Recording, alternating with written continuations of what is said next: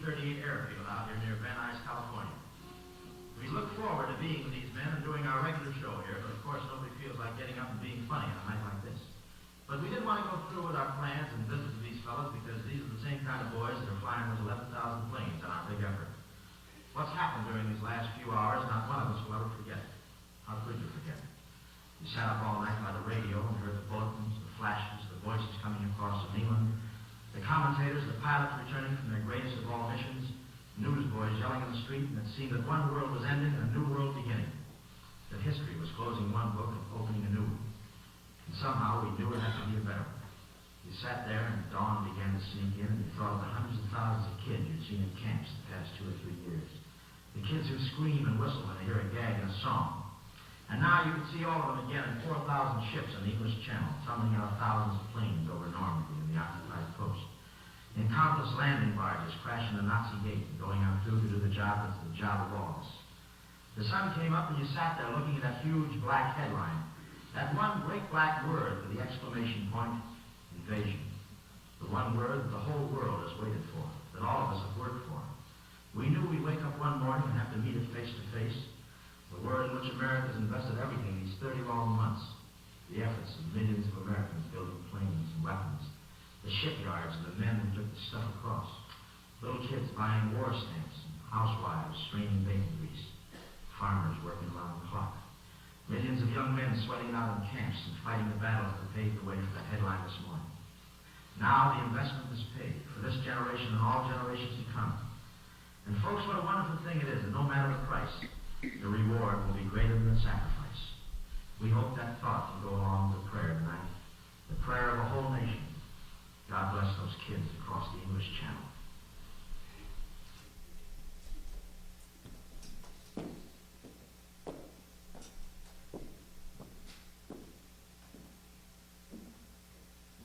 Invasion. That was the headline many Americans woke to on June 6, 1944. The United States and Allied forces had begun the invasion of France. That news made the war overseas very real to Americans at home.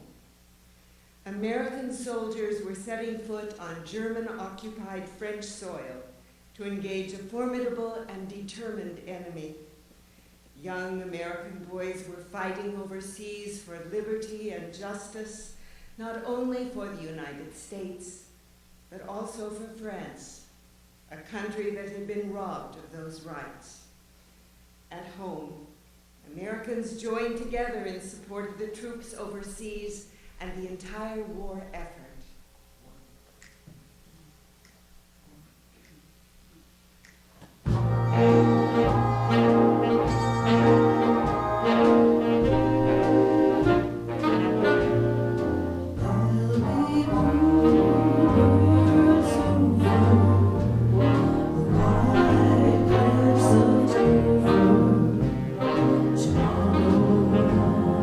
Just you and see.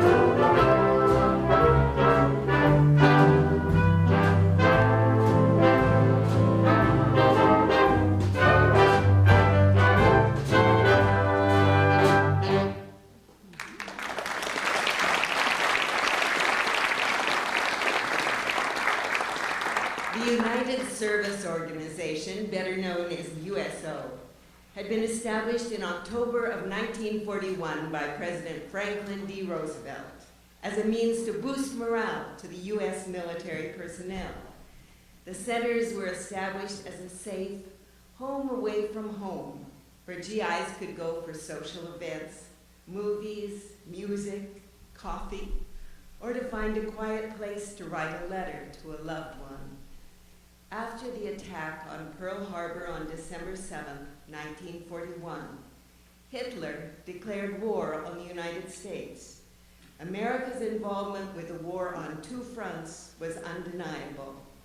As America and her troops prepared for war overseas, the USO quickly established centers in churches, barns, museums, and clubs.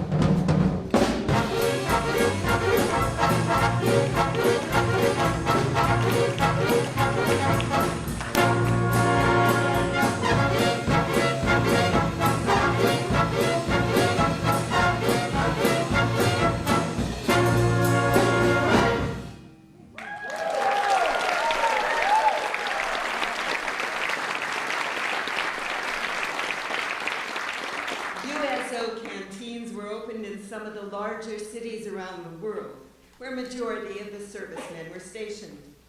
A popular canteen, the Hollywood Canteen, featured many famous celebrities.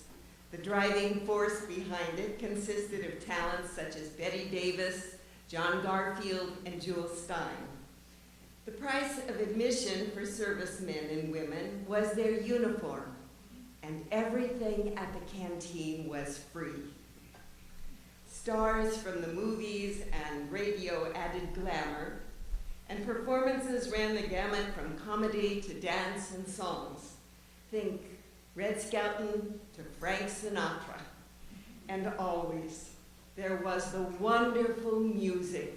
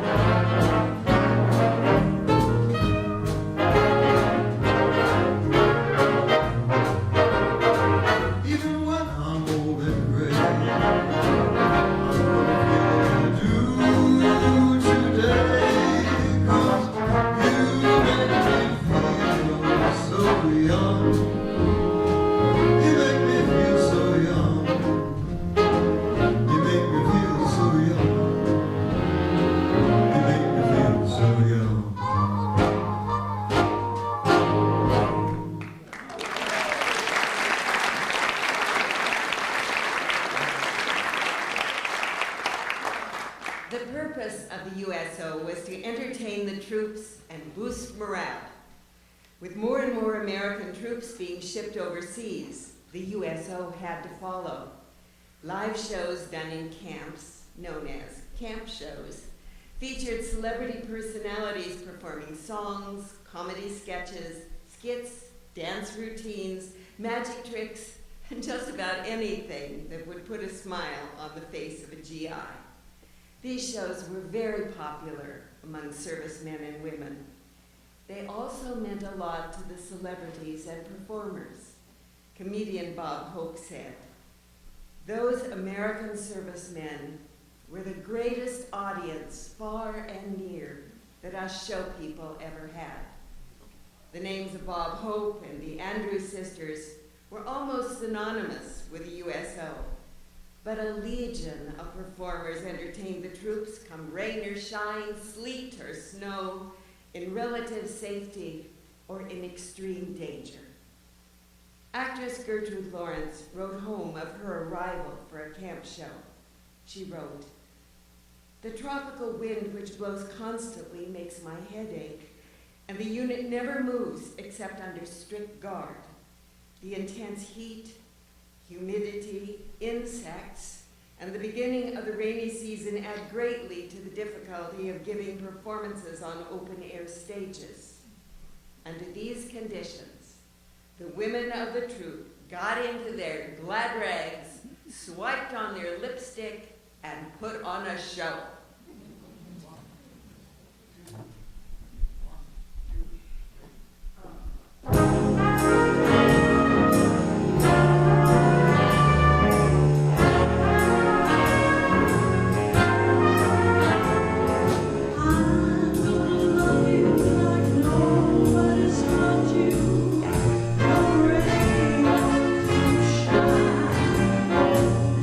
High as a mountain,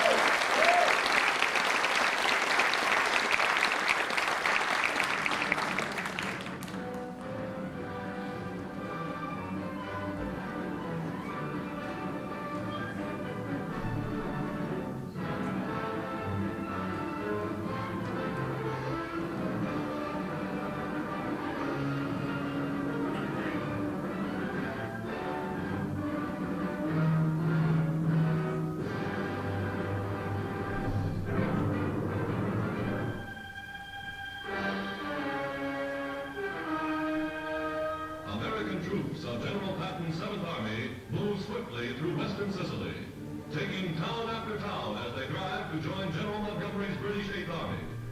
Through captured Tramini, Marsala, Trapani, Palermo, scenes are the same.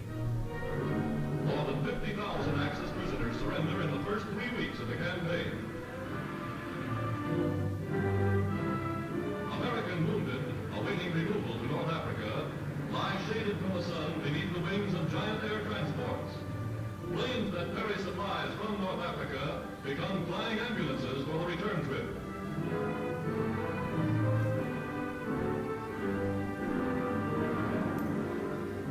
To date, United States war casualties, comparatively, are the lowest in history.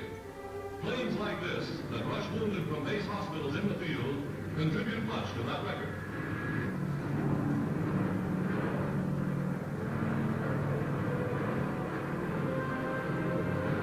Although the skies are clear of enemy planes, the huge transports take no chances as they barely skim the waves to avoid possible attack. War planes on a mission of mercy, speeding southward over the Mediterranean.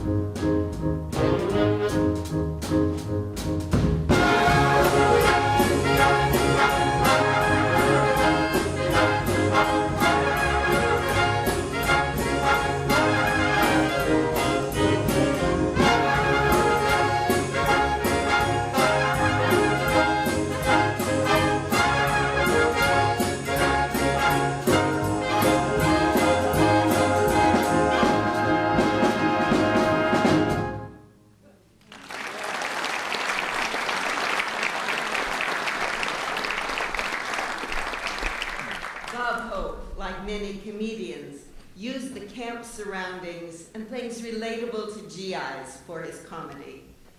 American GIs were so willing to laugh and be transported by the entertainers that Bob Hope said, "It was an audience so ready for laughter, it would make what we did for a living seem like stealing money."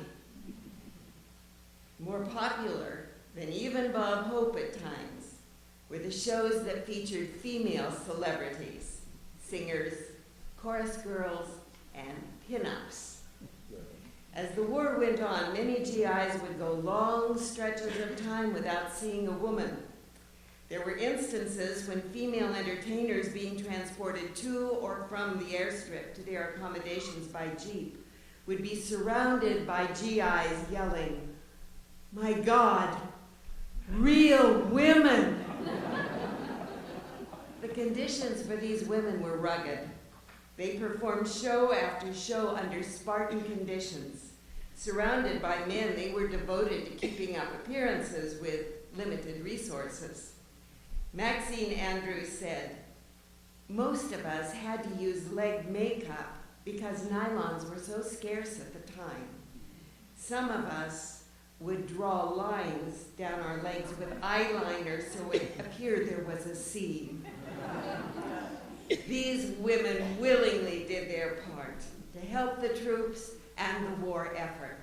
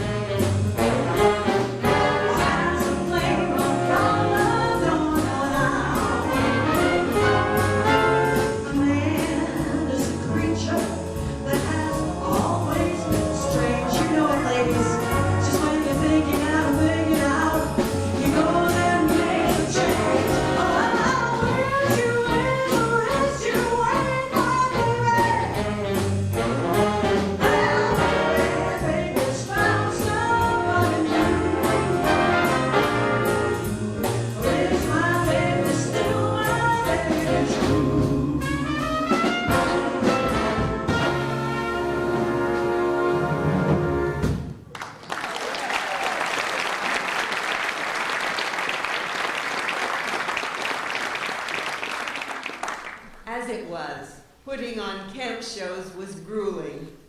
Entertainers had to adapt to ever-changing circumstances in the performance space, and the atmosphere was always highly charged emotionally. USO acts could be asked to perform 5 to 6 shows a day, and some toured for as long as 6 months at a time. It is estimated that more than 161 million servicemen and women were entertained.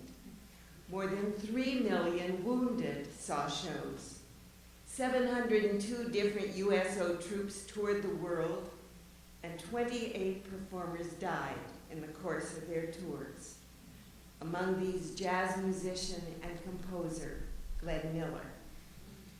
Between 1941 and 1945, the USO did 293,738 performances in 208,178 separate visits.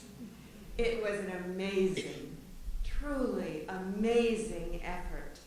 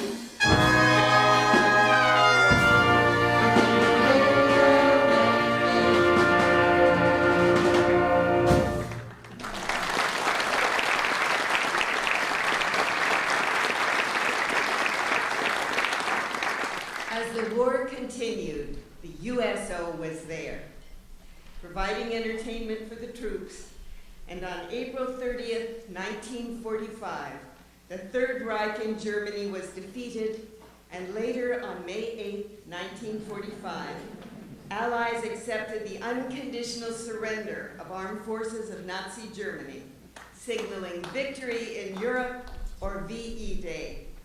Later that same year, Japan signed papers of surrender, ending the war in the Pacific on September 2nd, 1945, known as Victory in Japan, or VJ Day. As you can see, Americans were celebrating in the streets.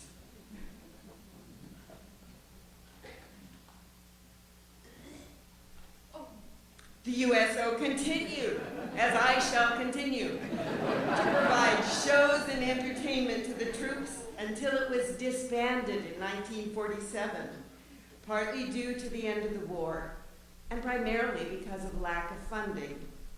USO facilities, centers, and canteens were taken down and converted to other uses. Many saw it as an end of an era, but this was not the end of the USO.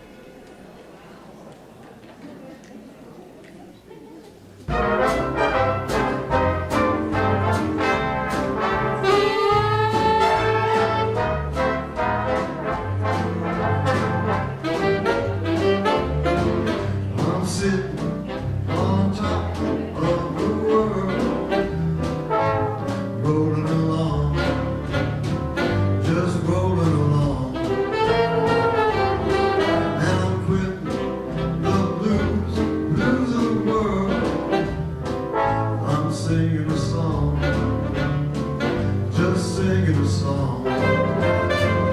Glory, hallelujah.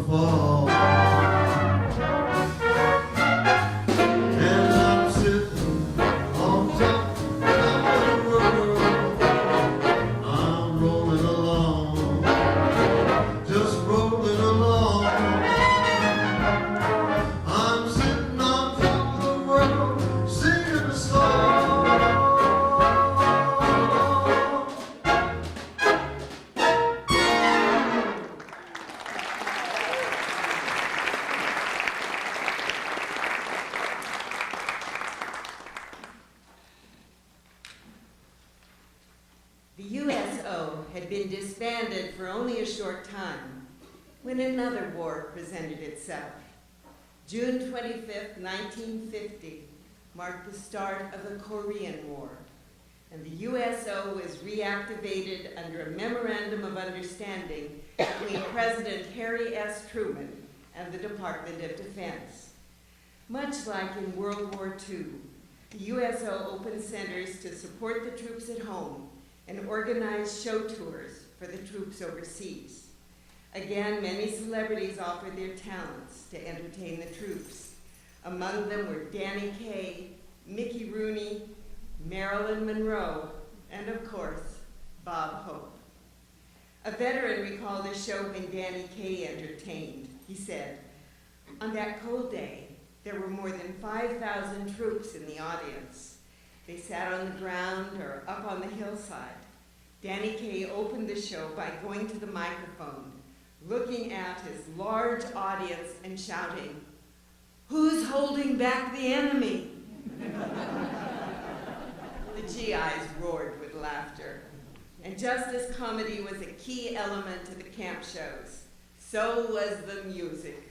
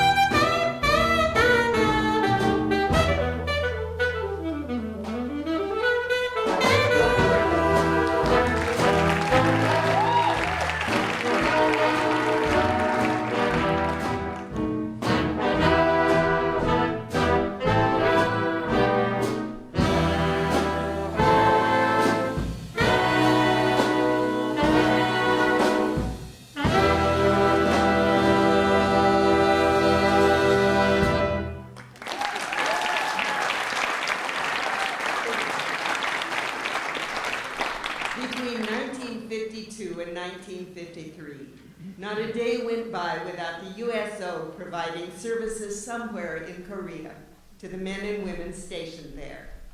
However, after the war's end on July 27, 1953, the USO was again struggling to keep from financial collapse. Whenever a war ended, the USO had a difficult time raising money to keep going in peacetime. People were more willing to give financial support to the organization to provide morale to the troops in wartime, especially to those overseas. But in times of peace, fundraising was tough. However, by the end of the Korean War, over 113,000 USO volunteers were working at about 300 centers, and 5,422 performances had been given to the GIs in Korea. Now, just as they would in a camp show, we will cut to a music number.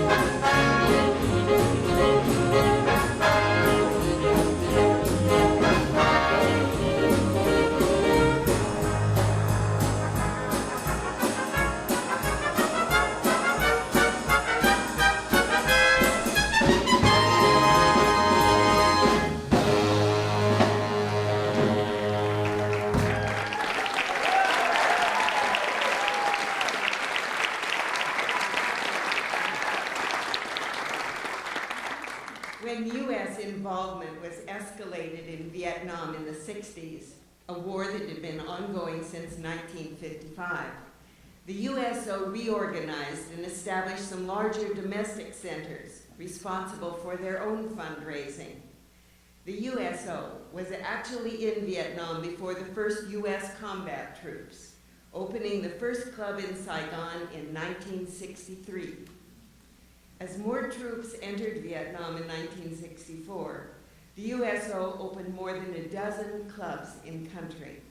and airport centers were established to provide a place to lounge and sleep in between flights, and other services were provided at these centers as well. There were free phone lines for troops to be able to call loved ones back home. Communication with those so far away has always been essential to a soldier overseas. To be able to hear the voices of the ones you love, or to read a letter, that could mean so much.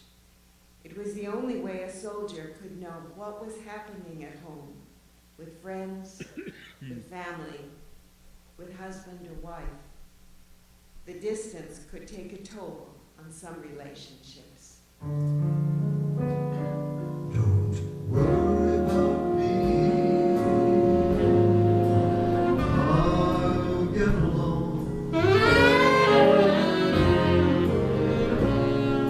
Forget about me, be happy, my love. This day our little show is over, and so the story ends. Why not call it a day? Let's set some away and just be friends. Watch out for yourself, must always be the rule.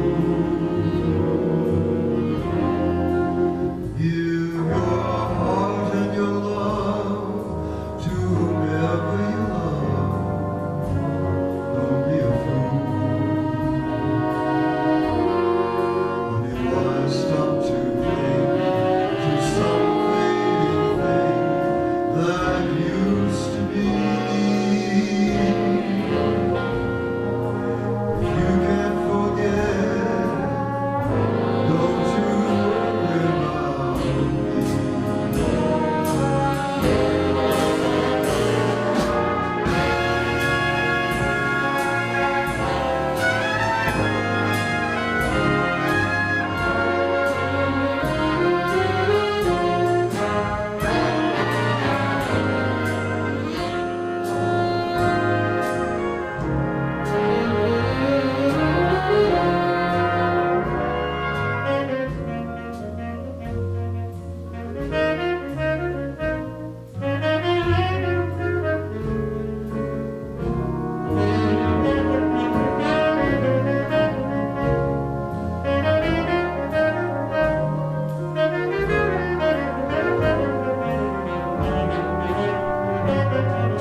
Look out for yourself, must always be the rule. Give your heart and your love to whomever you love. Don't be a fool. Honey, why stop to cling to some fading thing that used to be? If you can't forget, don't you worry about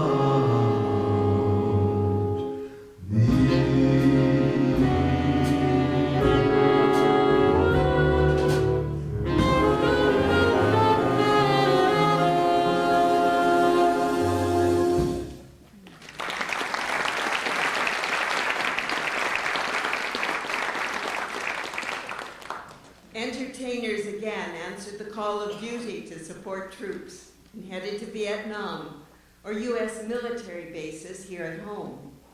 Roy Rogers and Dale Evans were among some of the first of many. But preeminent among all the rest was the tireless and dedicated Bob Hope. He said, "I don't want to give you the impression I was the whole USO. They wouldn't let me." In 1964, Hope headlined the first USO Christmas tour in Vietnam. It was actually learned later that the Viet Cong attempted to bomb the hotel where Bob and his group were to stay. causing American papers to print the headline, "Bob Hope, Kong Target." This put in perspective for many Americans and entertainers the dangers involved in their mission. It revealed how necessary and important the shows and the USO efforts were. Even the enemy was trying to put a stop to them.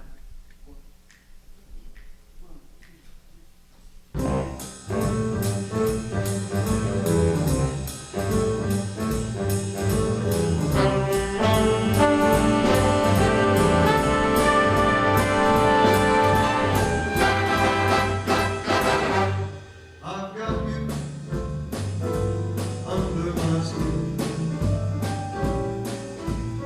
I've got you deep in the heart of me. So deep in my heart, you're really a part of me. I've got you under my skin. I tried so not to give in. I said to myself, this affair never will go so well. Why should I try to resist when baby I've got you under my skin. Sacrificing from what might fall the same. Having been in spite of the warning voice comes in the night and repeat and repeat and But you know you fool, you never can win. Use your mentality, wake up to reality. And each time I do, just the thought of you makes me stop before I begin. 'Cause I've got you under my skin.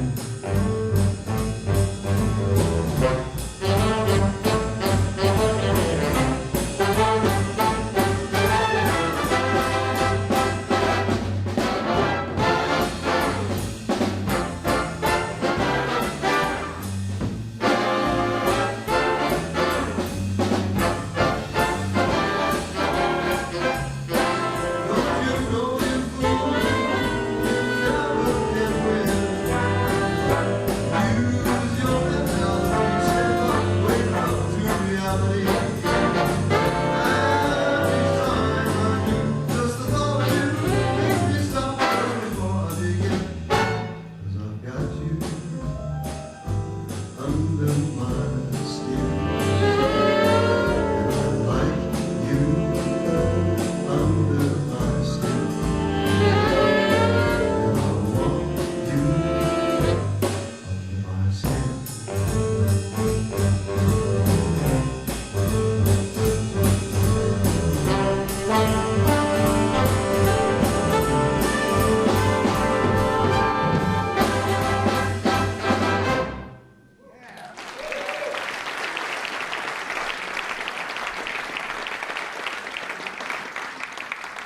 Because of the controversial nature of the war in Vietnam, some Americans didn't support what the troops overseas were doing, as they had in years past. Maxine Andrews had written that togetherness and unity were present among Americans during World War II. During the Vietnam War, there were large-scale anti-war protests and riots. Despite the debate over Vietnam War policies, the USO and its supporters continued their efforts on behalf of GIs overseas. The USO strengthened its efforts to bring entertainment to the troops on a daily basis, with radio broadcasts via Armed Forces Radio Service, which were played daily over intercoms to the troops in combat zones. It also arranged informal visits from celebrities in the field. Robin Williams' film, Good Morning Vietnam, was based on some of the real-life experiences of disc jockey Adrian Cronauer, who brought humor and rock and roll to the troops. Thank you.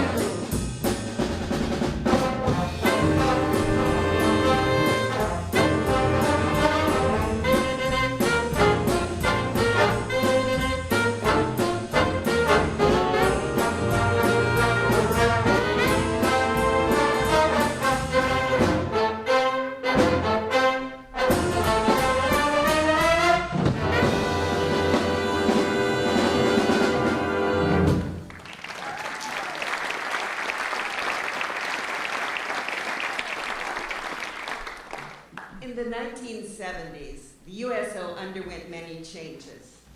America began to pull troops out of Vietnam, even though the war had not actually reached its end. As a result, in 1972, the USO clubs in Vietnam were closed, and the USO underwent a study by the Department of Defense and the charitable organization United Way to see if the USO was still an essential organization. The study concluded that the USO was indeed essential, especially in bridging the gap between the military and civilians.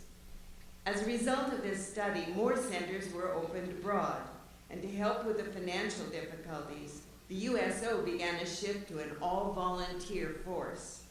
Now, when the USO had first been formed, it had the aid of 6 civilian organizations: the Salvation Army, the YMCA, the YWCA, National Catholic Community Service, National Travelers Aid Association, and National Jewish Welfare Board.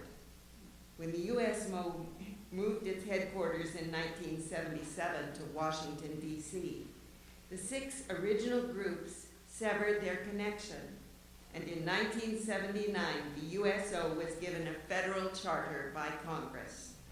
This helped stimulate fundraising and gave the USO a bigger slice of the funds generated. I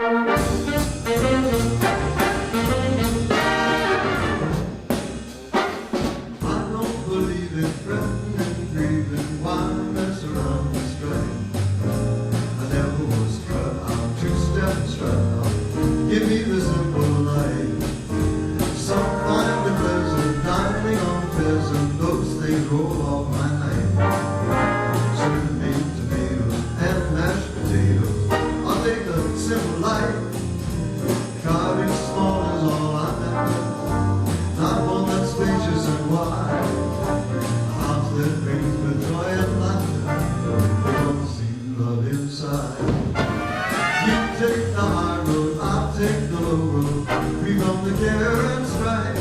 Sounds phony, seedy, but yes I need it. Give me the simple life.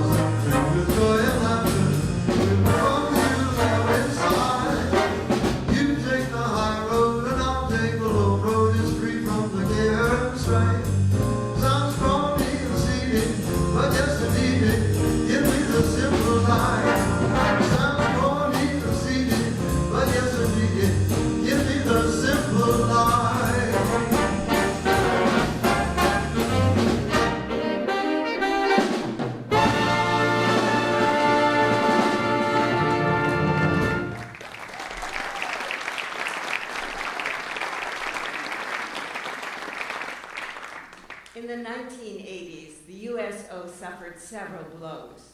The first of which was when the USO was evicted from its quarters in New York's Times Square, a central location where victory celebrations had taken place.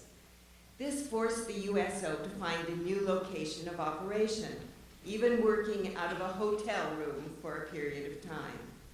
Then, in the late 80s, several attacks on different USO centers overseas were made, leaving dozens injured and several dead. These gathering places of American soldiers became targets, as many countries resented the presence of the U.S. military.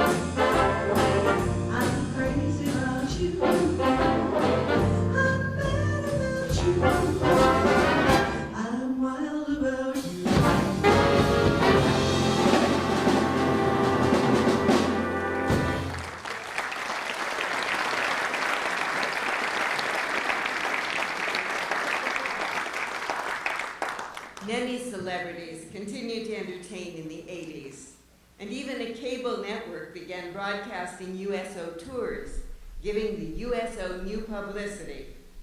Bob Hope continued his Christmas tours, and though the USO's celebrity entertainment wing had become much smaller, the group still attracted some big stars in the 80s.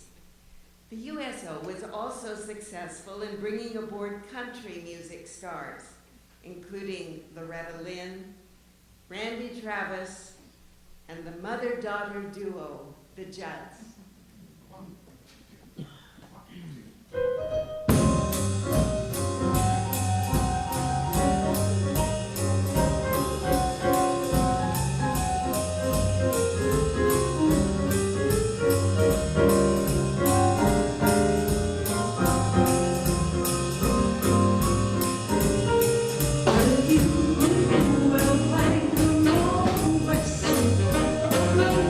Take my highway.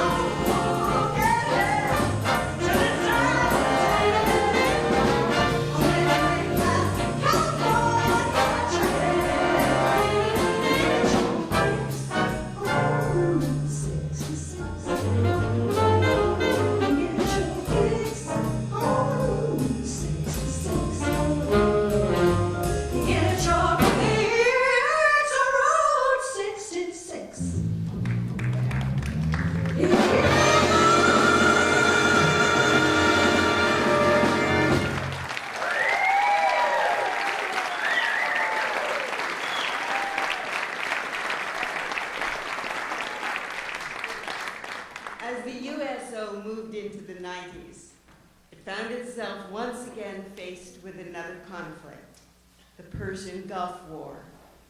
This time, many well-known corporations jumped to the aid of the USO and made large contributions. Among these companies were Coca-Cola, Anheuser-Busch, AT&T, and the American International Group. The USO saw a noticeable jump in donations and volunteers as troops shipped out to the Middle East. But troops were being deployed to hard-to-reach areas, which presented a new challenge. Mobile canteens were created using four-wheel drive vehicles that were stocked with refreshments, books, magazines, video and CD players, and equipment for recreational activities.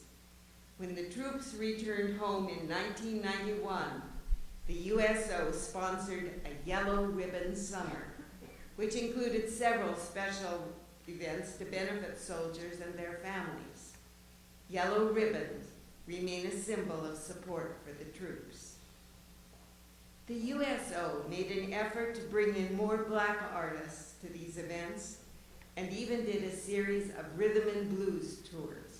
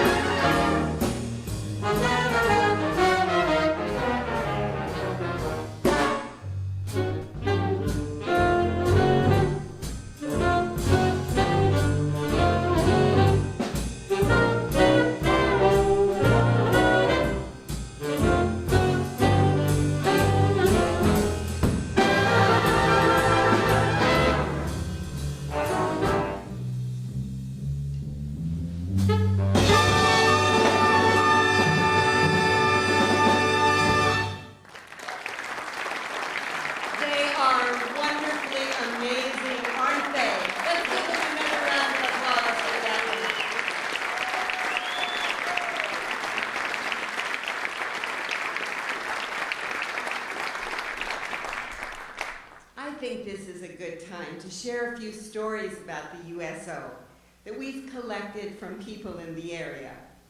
Victor Rogers says, "I can't remember much except the show with Mickey Rooney at the USO in Wiesbaden, Germany in 1946.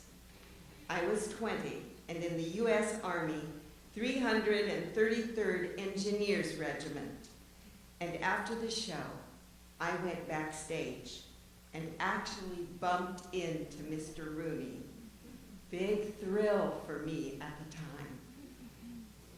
Here's another one from Al Scott, who says, USO, Port Townsend, Washington, 1941, before Pearl Harbor. One person came to town to start a small USO. It was in a large house, one room for dancing, others for special occasions. There was space for reading, a piano, a coffee bar with goodies provided by locals who had sons in the military. These locals also served as family away from home. I remember there was a soldier, Bob, who loved to play the piano. Any piano, anywhere. He would come into a room, head for the piano, and just start playing popular songs. He couldn't read music and only played in one key. I think it was F. He would sing along with his playing and soon had a sing-along going strong. There was a phonograph and records for dancing anytime, and I acted as one of the hosts, or DJs. We'd start the evening with a Miller or a Dorsey piece, then have the icebreaker, a shoe dance. Girls would take off a shoe and put it in a pile in the middle of the floor.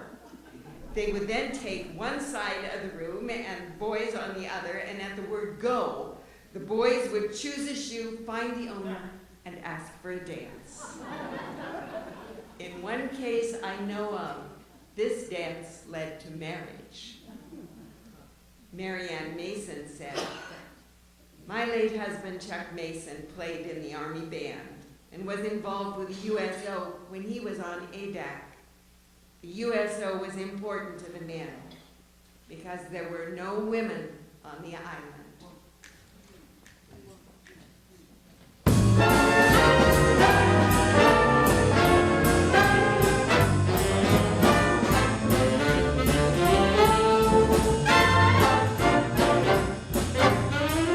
Holding hands at midnight, beneath the starry sky.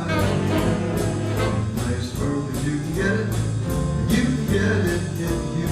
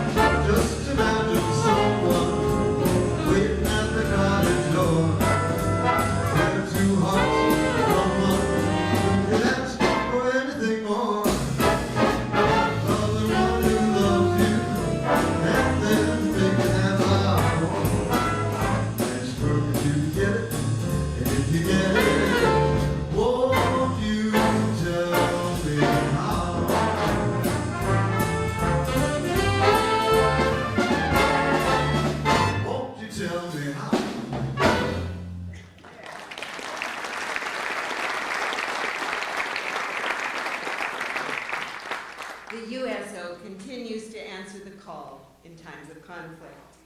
They are still a presence in Iraq, and they were spreading Christmas gifts just weeks ago to remote areas in Afghanistan. Services and centers continue to support the troops wherever they are. Camp shows with today's celebrities are staged. USO care packages are sent to troops overseas, and USO in a Box delivers program materials ranging from DVD players and videos to musical instruments. The USO disbanded once in its history and was close to closing its doors several other times. Nevertheless, for over 70 years, the USO has shown that it is always ready in a crisis and will continue to fulfill its service to the American men and women who protect our country until everyone comes home.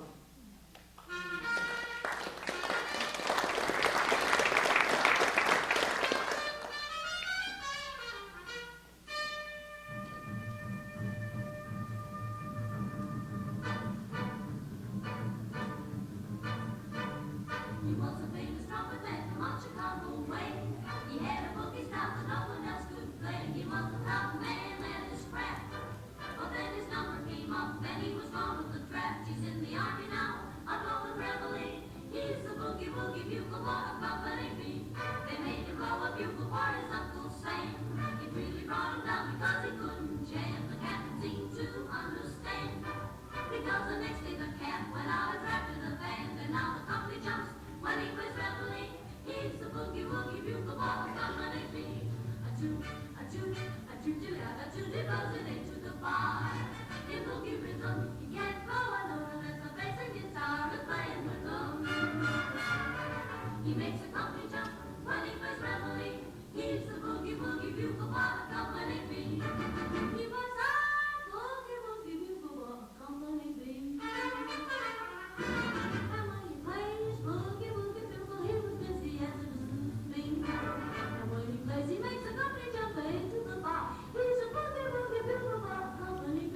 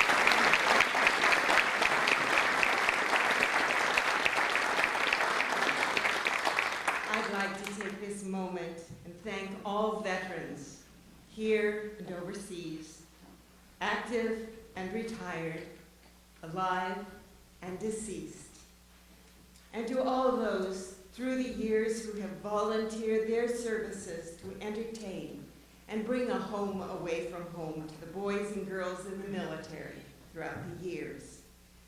For their final piece, the orchestra will play the Armed Forces Medley. We would like to invite veterans to stand when you hear the anthem of your branch of the military. It would be an honor for all of us to salute you. Thank you for your services, your sacrifice, and thanks for the memories.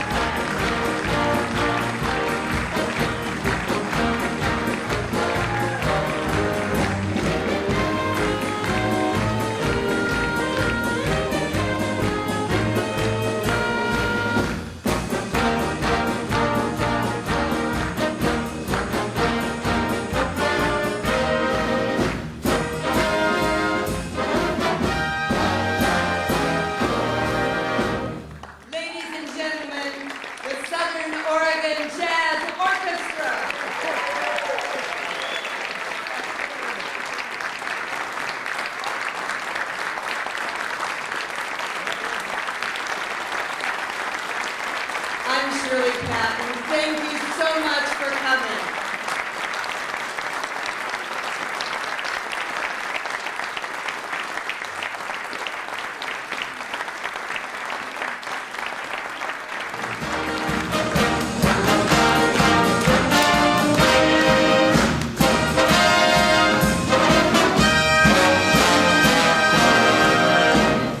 Ladies and gentlemen, the Southern Oregon Jazz Orchestra.